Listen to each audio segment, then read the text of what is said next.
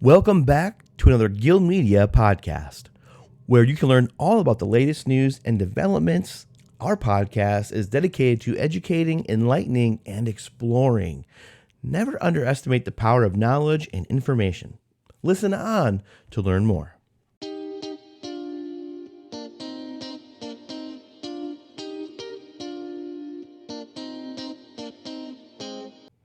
Hey everyone, and welcome back to another Gilmedia podcast. Today we're talking about stock images versus real images and what you should use on your website. As the old saying goes, a picture is worth 1,000 words, and indeed it is. An image is a powerful tool, especially when it comes to marketing your business. It can either attract or repel your ideal clientele. So it is absolutely imperative that you pick the correct ones to display across your website and social media platforms. Fortunately, you have two strong avenues from which you can make your selection: stock images and authentic user-generated images, or real images. But which avenue is the right choice for you? Well, there are several questions to consider prior to deciding on a picture. Does the image you've chosen spark a feeling? Does it authenticate your value? Does it engage your audience? Beyond that, there's the matter of time and money spent. Before we dive deeper into the relationship between photography and marketing, let's look into what these two avenues really are. Let's look at stock photography. This avenue is an excellent example of how you can easily depict your business or service within a short amount of time. Stock photographs are professional photos of common things, people, or places.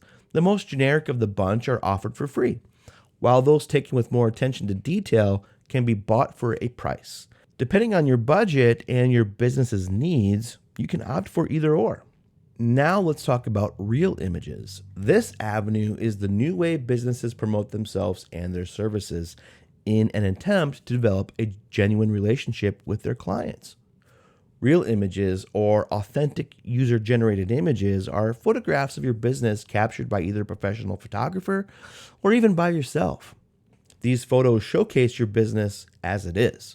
Whether it's an image of yourself and your team, the services being conducted on existing clients, or the objects on sale, potential clients will know what to expect when they hire you to complete the task.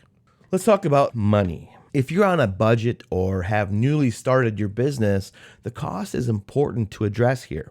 In terms of stock photography, the cost to download an image is likely going to be a lot less than hiring a professional photographer to capture a real image. Of course, the sale of images ranges from a few cents to hundreds of dollars, depending on content and demand for the particular image. That being said, taking on the role of a photographer may be the most inexpensive option. While you have three options to choose from, the most beneficial choice will be the one that costs you the least amount of money as well as time. Now, let's talk about time. Let's look at the concept of time and simplify it further. Downloading a stock photography image can take anywhere from seconds to minutes. Now, if you're looking for an image with a little more detail and relevance to your post, it may take a little longer to find your perfect fit. Once you have attained the photograph, however, it's yours to use, and you are free to share it on your business's social media pages, throughout your website, anywhere you want. On the flip side, when aiming to get real images for your business, you have two options. The first option is to find a professional photographer. With this individual, or even a team, you would then discuss your concept for the shoot, set a time for the shoot, have the photos taken within a time slot, wait for the photographer to go through the images and edit them, then sift through the edited images and find the right ones to display for your business. As you may imagine, that's a lengthy process. You could, of course, take on the role of the photographer. Then time is practically irrelevant to the equation if it's all done on your schedule. While the quality of the content may suffer if you don't have the right equipment to get the job done, it'll still convey the message in an authentic manner. So what to choose? Now that you know the difference between the two types of photos you can display, the one you choose to display will depend on the industry that you're in, what stage your business is in, and the type of clients you want to attract. Whether your commercial transactions are B2B or B2C also plays a role in this decision. While this doesn't invalidate any of the points mentioned earlier, the idea here is to analyze every aspect of your business to come to an adequate solution. For example, when we at Gilmedia were just starting out, our website consisted of stock photographs. As time progressed and we built a more notable portfolio, our focus shifted to the relatability end of the business. User-generated photos of employees at work, photos of the work we have completed, etc. So using real-life images of your work, office, or employees not only humanizes your brand, but also showcases your talents in the most authentic way possible. That's exactly what we did, and it made engaging on social media platforms a lot easier as well. In addition, it gave our company the chance to be original and get creative with our content. It's a win-win for us. Now, if you are in a B2C situation, your target audience are the consumers. While everyone wants to see professionalism in a website, they also want to see real images of your team doing the services they promise to deliver on. For example, our clients at Northshield install beautiful windows to their customers. Of course, their clients want to see professional photos displaying the object being sold, like the windows, but they also want to see the installation portion of the service at play. In such a case, it's best to create stock-like images for the windows being sold and capture at-work moments with the clients. Overall, everything must be considered when deciding between stock photos and real images.